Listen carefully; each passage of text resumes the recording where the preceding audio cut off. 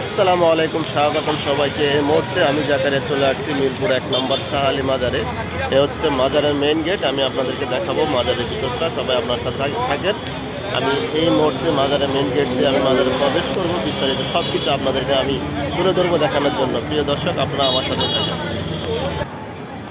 যাই হোক, হাঁটি হাঁটি পা করে অল্প কিছু সামনে আগিয়ে চলে আসছি এই মুহূর্তে মাজারের ভিতরে। এ হচ্ছে আমার পিছনের যে সাইডটা দেখতেছেন, এ হচ্ছে মাজারের পিছনের সাইড।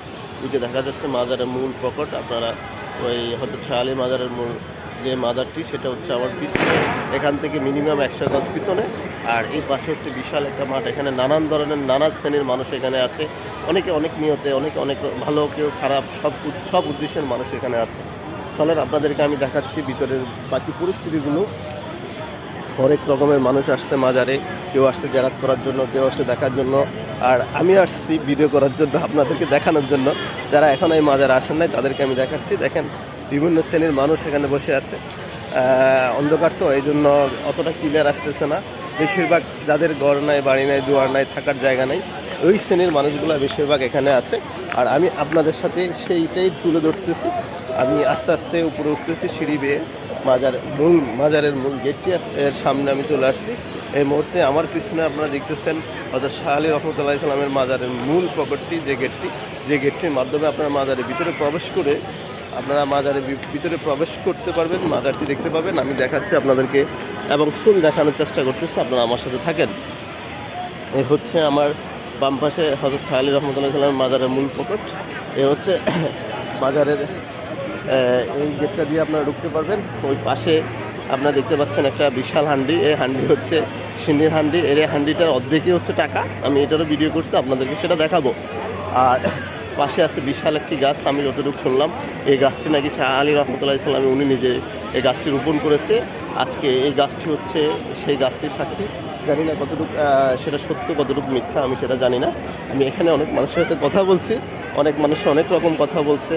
আর এই হচ্ছে ওই গাছটির গোড়া, যে গাছটির গোড়াতে অনেকে বিভিন্ন রকমের মানত উদ্দেশ্যে কেউ মোমবাতি জ্বালায়, কেউ আগরবাতি জ্বালায়। এই হচ্ছে পাশে মসজিদ, যে মসজিদটিতে আমি নামাজ পড়েছি এবং নামাজ পড়ার পরে বের হয়েছি।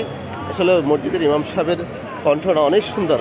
উনি খুব সুন্দর কোরআন তেলাওয়াত করেছে, যেটার কারণে আমার কাছেও ভালো লাগছে নামাজ পড়ে। আর এ হচ্ছে জুতাঘর, আপনাদেরকে দেখাচ্ছি। এটা হচ্ছে জুতাঘর। এখানে সবাই জুতা রেখে মাজারের ভিতরে প্রবেশ করে। আর এ হচ্ছে মাজারের আরেকটি গেট, যে গেটটির মাধ্যমে ভিতরে ঢুকে মাজার জিয়ারত করা যায়। আমি মাজার জিয়ারত করেছি, খুব ভালো লাগছে। আসলেই সচরাচর মাজারে যাওয়া হয় নাই তো। আর আমাদের বাসার পাশে মাজারটি, আমি আসিও না তেমন একটা, মাজারে দেখা হয় না। আজকে যেহেতু একটু সময় পেয়েছি, আমি মাজার ঘুরতে আসছি। দেখলাম, নিয়ত করেছি এখানে নামাজ পড়বো, যাই হোক নামাজ পড়েছি। এই দেখেন, বিভিন্ন রকমের মানুষ, বিভিন্ন শ্রেণীর মানুষ আসছে। কেউ রাত্রে এখানে থাকবে, হয়তো কেউ খাবার নিয়ে আসবে, হ্যাঁ, কারো খাবারের আশা অপেক্ষা করতেছে। এই আর কি বিষয়। আমিও কিছু খেয়েছি, আমি খেয়েছি জিলাপি। এক ভদ্রলোক জিলাপি নিয়ে আসছে।